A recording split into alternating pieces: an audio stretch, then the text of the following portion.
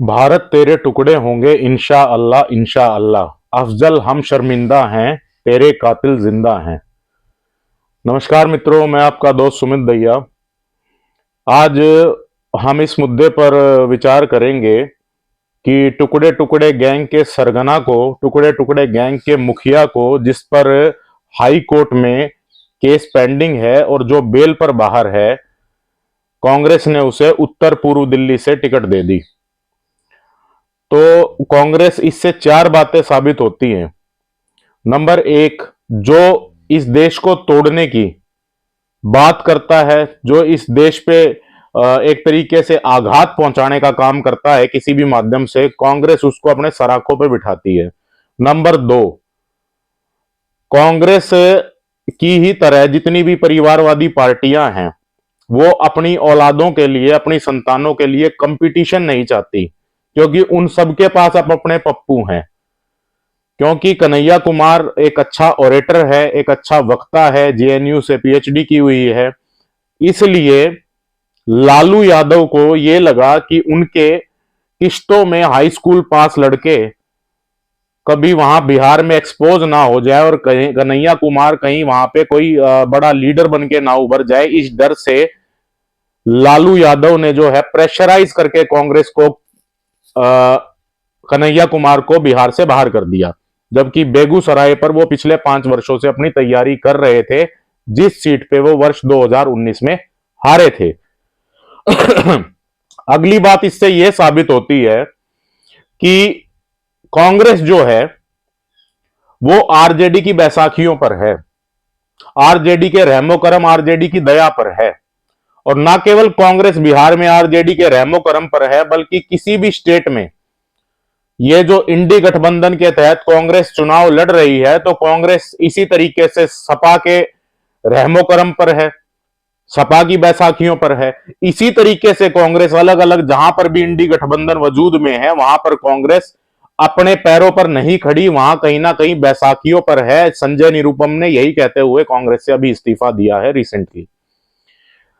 इसके बाद अगला पॉइंट यह है कि जो कांग्रेस है वो अपना वजूद पूरी तरीके से खो चुकी है और वो वाम दलों के प्रभाव में है। इसलिए प्रधानमंत्री जी ने बात कही थी कि ये मुस्लिम लीग का मैनिफेस्टो है, इसीलिए मतलब वो वाम दलों के प्रभाव में है, क्योंकि जो कन्हैया कुमार है वो वाम विचारधारा से पोषित व्यक्ति है, वो लेफ्ट विचारधारा से पोषित व्यक्ति है।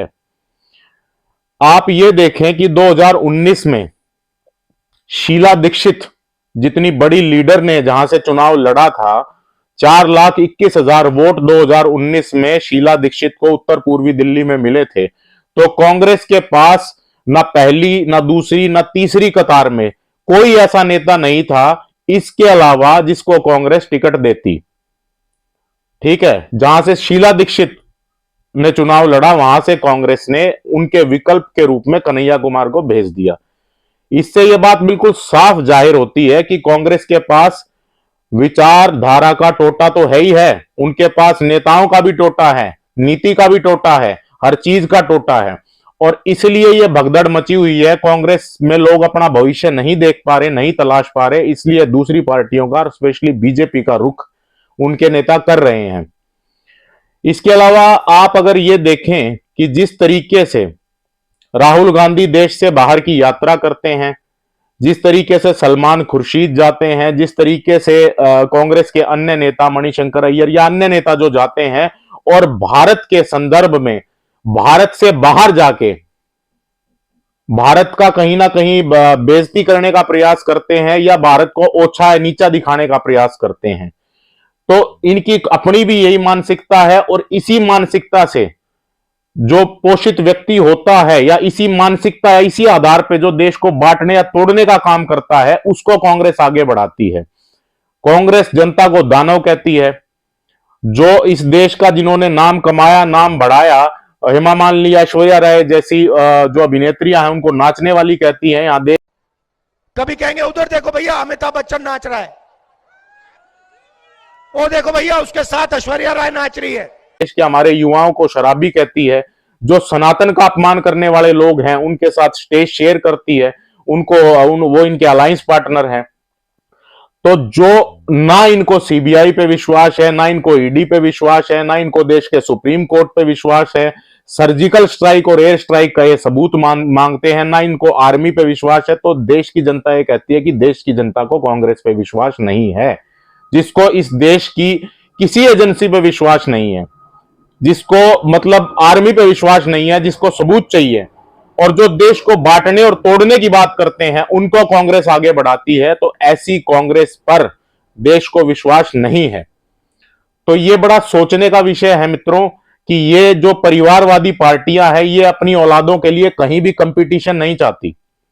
चाहे वो बिहार हो, चाहे वो मतलब कांग्रेस में जिस तरीके से राहुल गांधी के लिए पिछले प्रधानमंत्री पिछले 10 सालों से संसद में बार बार ये रिपीट कर रहे हैं कि कांग्रेस में भी अच्छे लोग हैं, कांग्रेस में भी अच्छा बोलने वाले लोग हैं, लेकिन उनको आगे आने का मौका नहीं दिया जाता, क्योंकि कांग्रेस जो है राहुल गांधी के लिए किसी भी प्रकार का कंपटीशन नहीं चाहती। कांग्रेस के नेता तो छोड़िए, कांग्रेस तो जो है ना, उनके अपने जो दामाद हैं वाड्रा जी और प्रियंका गांधी तक को भी आगे आने का मौका नहीं देती। राहुल गांधी के लिए कोई भी कंपटीशन नहीं चाहिए। इसी प्रकार से ये जितनी भी परिवारवादी पार्टियां हैं, चाहे वो लालू यादव की पार्टी हुई, चाहे वो उद्धव ठाकरे साहब की पार्टी हुई, या और भी, ये अपनी औलादों के लिए किसी भी प्रकार का कंपटीशन नहीं चाहती, क्योंकि उनको अपने औलादों का स्तर पता है। और बाप दादाओं के नाम पे राजनीति करने का दौर अब पीछे छूटता जा रहा है। ये राजनीति अब जात पात की, बाप दादाओं के नाम पे राजनीति अब अप्रासंगिक हो चुकी है। वो इन बातों को जानते हैं, इसीलिए जो है ना, ये बात है कि वो एक मतलब जो है ना, सेफ पैसेज अपनी औलादों के लिए चाहते हैं। तो इस सारी बातों को आप मद्देनजर रखते हुए अपना जो है ना चुनाव करें, अपना जो है ना वोट का जो अपना अधिकार है उसका प्रयोग करें। आप जरूर इन चीजों पर विचार कीजिएगा दोस्तों। बहुत बहुत धन्यवाद, बहुत बहुत धन्यवाद।